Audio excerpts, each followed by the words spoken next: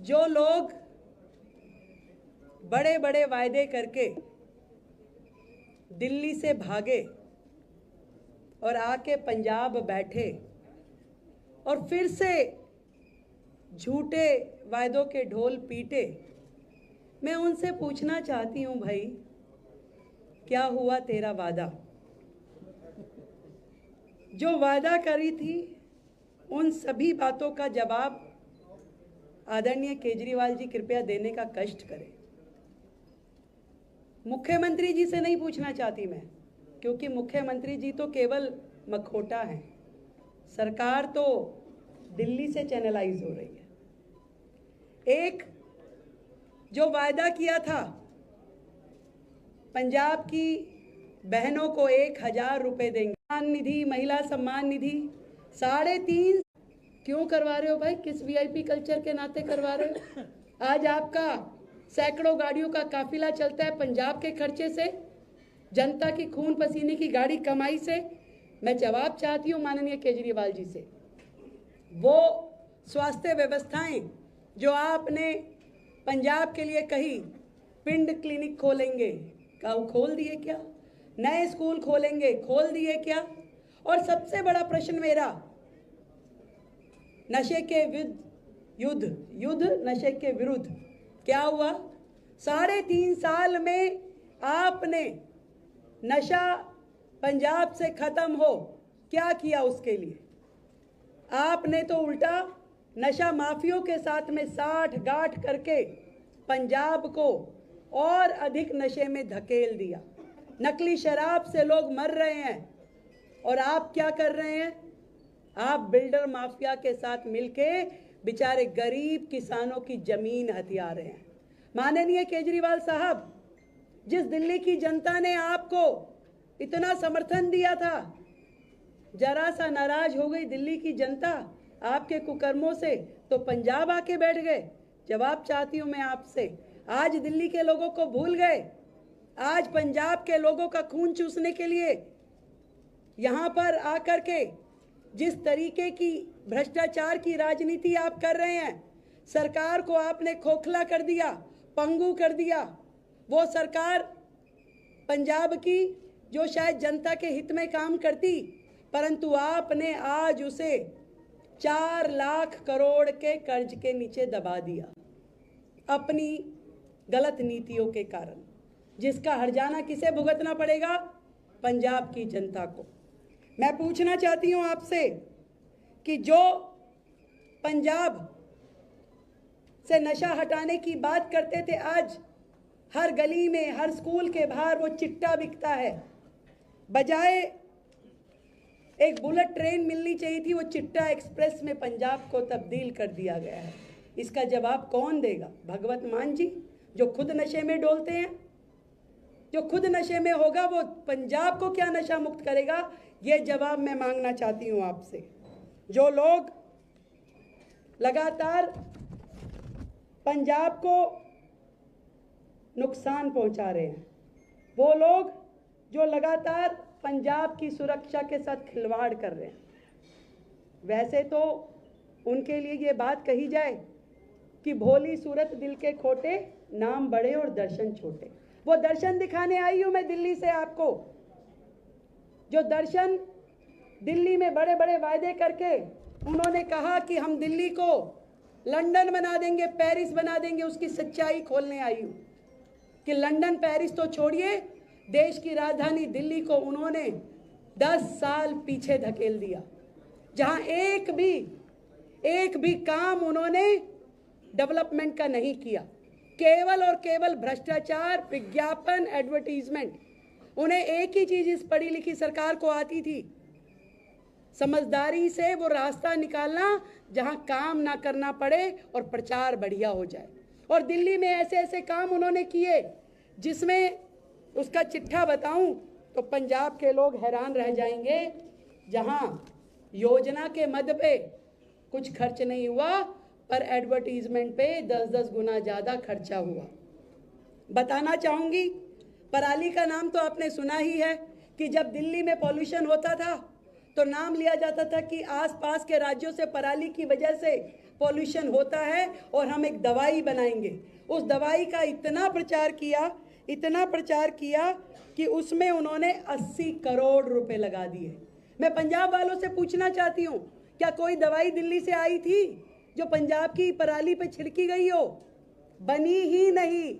ऐसा काम जो हुआ नहीं और 80 करोड़ रुपए का खर्चा कर दिया गया, ये है माननीय केजरीवाल। वो व्यक्ति जो दिल्ली में पॉल्यूशन खत्म करने के लिए क्या काम किया? एक टावर लगाया, कितने का? 2 लाख रुपए का। खर्चा कितना किया उसकी एडवर्टीजमेंट पे? 24 करोड़ रुपए। ये है माननीय केजरीवाल साहब। इसी तरीके से कोई भी योजना आप उठा के देख लीजिए, पूरा चिट्ठा है मेरे पास, पूरा चिट्ठा। एक एक योजना का मद जितने की वो योजना है उससे 10 गुना ज्यादा। एक और बताती हूँ आपको, एक बनाया शॉपिंग फेस्टिवल। वो शॉपिंग फेस्टिवल की एडवर्टीजमेंट पे खर्चा किया 25 करोड़। आपको सुन के हैरानी होगी, वो शॉपिंग फेस्टिवल दिल्ली में हुआ ही नहीं। ये हैं केजरीवाल जी और इनकी आम आदमी पार्टी। और इसलिए मैं आज आप लोगों को बताना चाहती हूँ कि इनके झांसे में ना आइएगा। 3.5 साल बीत गए, उनके किए हुए वादे का वाह भी अभी लिखा नहीं गया। 1.5 साल में बड़े बड़े वादे करने वाले कि 1.5 साल में हम क्या दे देंगे। ये ऐसे लोग हैं जिन्हें ना जनता से प्यार, ना राज्य से प्यार, ना देश से प्यार। आज ऑपरेशन सिंदूर जब होता है, देश में पूरी कश्मीर से लेकर के कन्याकुमारी तक हर व्यक्ति खुश है, प्रसन्न है। मैं आज केजरीवाल जी आपसे पूछती हूँ, आपके मुंह में क्यों गोंद लग गई भाई? आप नहीं बोल रहे, आपके सांसद कुछ क्यों नहीं बोल रहे? एक शब्द आपके मुंह से देश की सेना के लिए अच्छाई का निकला नहीं। ऊपर से आपके लोग भद्दी टिप्पणियां करते हैं देश की सेनाओं के ऊपर। मैं आपसे सवाल पूछती हूँ, ये जो ऑपरेशन सिंदूर हुआ, आज दिल्ली में बैठा हुआ व्यक्ति वो महसूस नहीं कर सकता जो पंजाब में व्यक्ति रह करके उसका दिल कांपता है जब सामने से मिसाइल आने की बात होती है, तोप आने की बात होती है। परंतु ये नरेंद्र मोदी जी का नेतृत्व था जिसके कारण से जिस तरीके की व्यवस्थाएं और सुरक्षा एयरड्रोम जोन यहाँ बनाया गया, एक भी ड्रोन, एक भी मिसाइल पंजाब की सरहद को क्रॉस नहीं कर सकी। ये नरेंद्र मोदी जी की निर्णय क्षमता थी और उनके द्वारा विकास पे किया हुआ, वो डिफेंस पे किया हुआ खर्चा था जिसके कारण से आज पंजाब सुकून में है। आपसे एक शब्द मुंह से नहीं निकला देश की केंद्र की सरकार की बड़ाई में। उल्टा आप जब बोलते हैं देश की सेनाओं के खिलाफ बोलते हैं, देश दुश्मनों के साथ खड़े हुए दिखाई देते हैं। मैं आपसे सवाल पूछना चाहती हूँ कि आखिर आपका इस मातृभूमि से, इस पंजाब की वीरों की धरती से कुछ संबंध है या नहीं है? मैं आपसे सवाल पूछना चाहती हूँ भाई, आज आप झूठी पंजाबियत दिखाते हो। जब आप 10 साल दिल्ली में राज किया, एक भी पंजाबी मंत्री, सिख मंत्री आपकी कैबिनेट में कभी नहीं रहा। क्या आपने इनको इस लायक नहीं समझा कि कभी आपकी सरकार में कोई पंजाबी व्यक्ति जुड़ जाए, कोई सिख व्यक्ति जुड़ जाए? जबकि आज दिल्ली में भारतीय जनता पार्टी में सिख मिनिस्टर भी है, पंजाबी मिनिस्टर भी है। आपने कभी इस लायक पंजाब को, ना पंजाबियों को, ना पंजाबियत को समझा। आपने दिल्ली में जितने भी पंजाबी स्कूल थे वहाँ पे उनकी सबकी लैंग्वेज बंद करवा दी, पंजाबी लैंग्वेज। और आज आप पंजाब में बैठ करके पंजाब पे शासन करना चाहते हो। सरकार को खोखला कर दिया आपने। वो मुख्यमंत्री जो एडवर्टीजमेंट में केवल दिखाई देते हैं मुख्यमंत्री जैसे, आपने कहाँ उनको मुख्यमंत्री जैसा छोड़ा है? यहाँ तो पूरा का पूरा शासन दिल्ली के रिजेक्टेड मंत्री आके करते हैं, चाहे वो सिसोदिया हो, सत्येंद्र जैन हो, विभव कुमार हो, राघव चड्ढा हो। ये लोग आकर के बैठ के, इनका क्या लेना देना पंजाब से? इनमें से कौन पंजाब मूल का है? कौन यहाँ की समस्याओं को जानता था? केवल सत्ता के लोभी हैं ये। दिल्ली की सत्ता गई तो तुरंत यहाँ सत्ता पकड़ ली, चिपक गए पंजाब के साथ आकर के। पर मैं ये कहना चाहती हूँ कि आपने कभी भी दिल्ली की सरकार में रहते हुए कभी सिक्कों का भला नहीं किया। आप उस कांग्रेस के साथ हाथ मिला के चुनाव लड़ते रहे हो जिन्होंने 1984 में सिख नरसंहार किया। कभी उनको न्याय दिलाने में आपने मदद नहीं करी। कभी एक भी इफेक्टेड परिवार का भला नहीं किया। ये तो नरेंद्र मोदी जी थे जिन्होंने 2014 में अपनी सरकार आने के बाद एसआईटी बना करके उन गुनहगारों को सजा दिलाई और उसके अलावा सभी को मुआवजा दिया।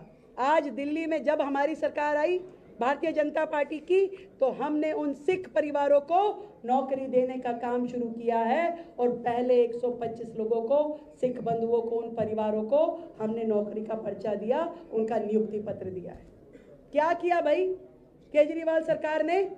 और मैं उनको भी जवाब देना चाहती हूँ जिन्होंने कहा कि गुप्ता नहीं टिकता।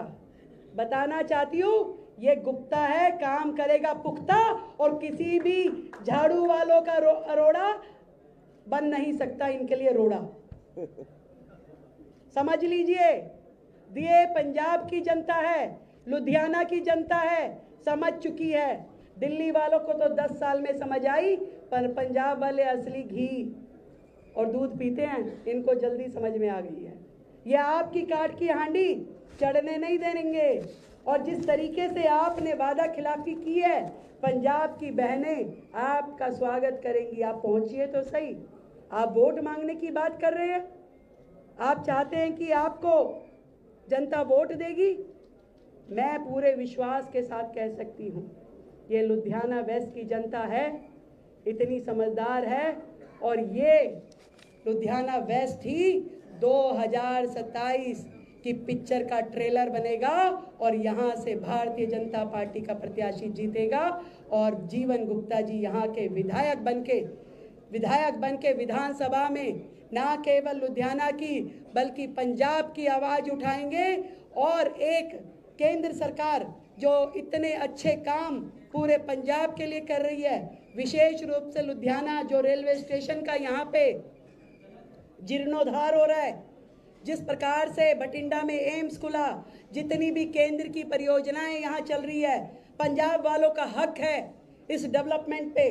पंजाब वालों का हक है कि उन्हें सुरक्षित जीवन मिले, अच्छा इंफ्रास्ट्रक्चर मिले, अच्छे स्कूल, अच्छे हेल्थ और नशा मुक्त पंजाब मिले।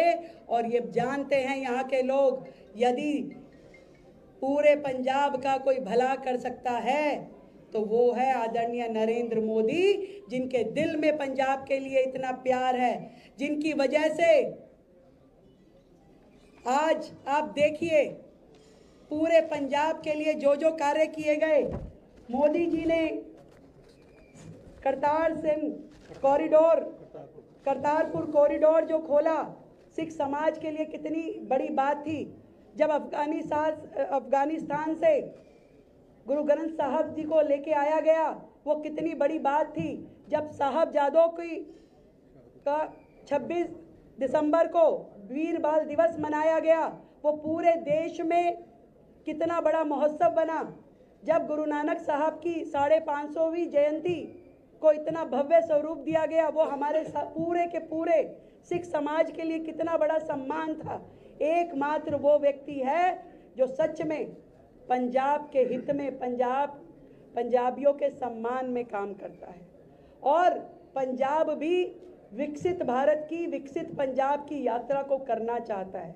आज मैं पंजाब में जहाँ जहाँ भी जाऊँगी, लुधियाना की इस सीट पर मैं हर एक से यही सवाल पूछने वाली कि जवाब दीजिए, आपके जो वायदे किए गए थे क्या वो पूरे हुए? और नहीं पूरे हुए तो कोई हक नहीं है केजरीवाल जी को और उनके झूठी सरकार को जनता के बीच में जाके वर्गलाने का या उन्हें बेवकूफ़ बनाने का। मैं एक बार फिर से आप सभी को धन्यवाद देती हूँ और जीवन गुप्ता जी को बहुत ढेर सारी शुभकामनाएं देती हूँ। अपनी पंजाब का संगठन को शुभकामनाएं देती हूँ कि निश्चित रूप में पंजाब की जनता, लुधियाना की जनता सही निर्णय करेगी और पंजाब के हित में करेगी, लुधियाना के हित में करेगी। जय हिंद।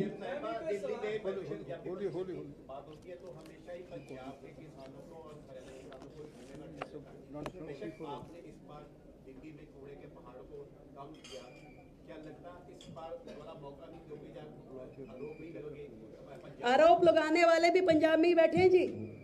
हम तो 27 साल बाद आए हैं। आरोप लगाने वाले यही हैं, उन्हीं से पूछिए क्यों आरोप लगाते थे और क्या समाधान किया। हमें तो जो जो समाधान दिखाई दिया, समझ में आया, उसको हमने पहले दिन से ही काम शुरू कर दिया और आज दिल्ली बेहतरी की ओर है।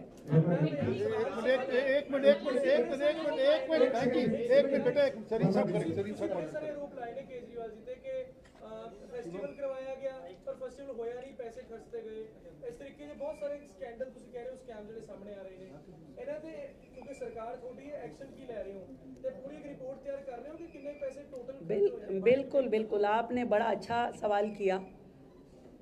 ये जो सरकार थी दिल्ली में, इन्होंने अपने टाइम में जितने भ्रष्टाचार किए कभी भी सीएजी की रिपोर्ट प्रस्तुत नहीं की, जबकि ये मैंडेटरी है कि हर साल सीएजी का रिपोर्ट आना चाहिए।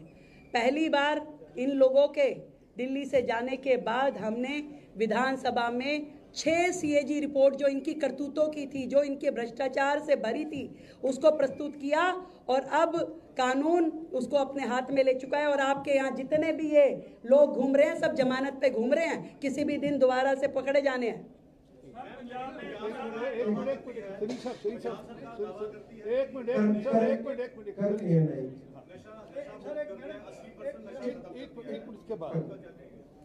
ये तो आप यहाँ के लोकल हो, आप बताओ खत्म हो गया क्या?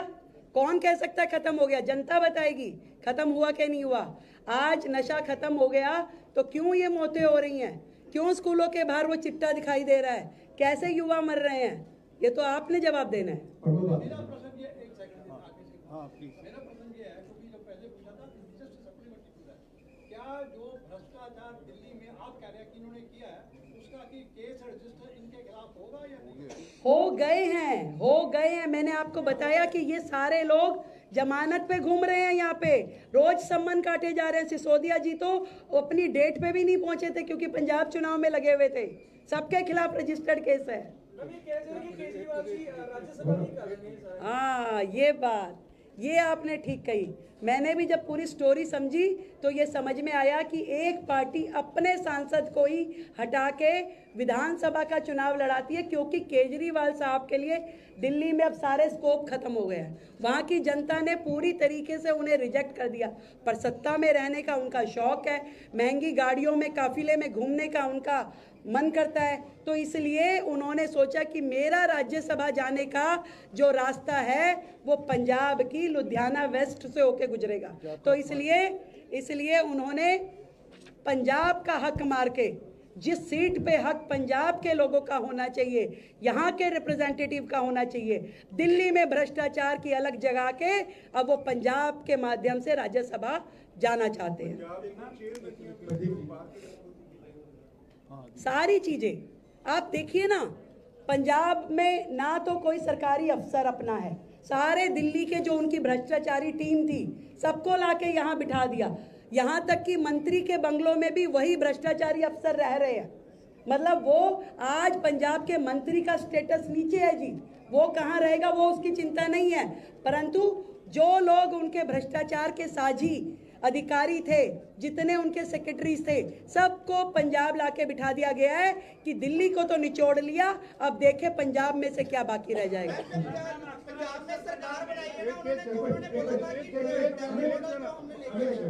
एक एक करके प्लीज। पंजाब ਦੇ ਵਿੱਚ ਅਕਾਲੀ ਤੇ ਕਾਂਗਰਸ ਵਾਲੇ ਅਕਸਰ ਦੋਸ਼ ਲਾਉਂਦੇ ਨੇ ਕਿ ਕੇਜਰੀਵਾਲ ਦੀ ਟੀਮ ਹੈ बीजेपी ਦੀ। दिल्ली वाले की सोचते हैं ये तो ये तो हम ही बोल रहे हैं कि आम आदमी पार्टी और कांग्रेस ए बी टीम है, क्योंकि देखो ना तो हम कभी आप पार्टी से मिले, ना हम कभी कांग्रेस से मिले। मिलता कौन है? एक चुनाव मिलके लड़ेंगे, एक अलग लड़ेंगे। वो कैलकुलेशन बिठा लेते हैं किस में फायदा रहेगा, ऐसे रहेगा कि ऐसे रहेगा। आप देखिए लोकसभा इकट्ठे मिलके लड़े दिल्ली में, विधानसभा अलग अलग लड़े, फिर यहाँ आ गए चंडीगढ़ में मेयर इकट्ठे मिलके वो करा। तो ये इनकी ए बी टीम है। हम स्पष्ट हैं, जहां हैं जैसे हैं, जनता के सामने पूरी तरीके से खुल करके बात करते हैं। बहुत बहुत धन्यवाद, बहुत बहुत धन्यवाद। Thank you so much.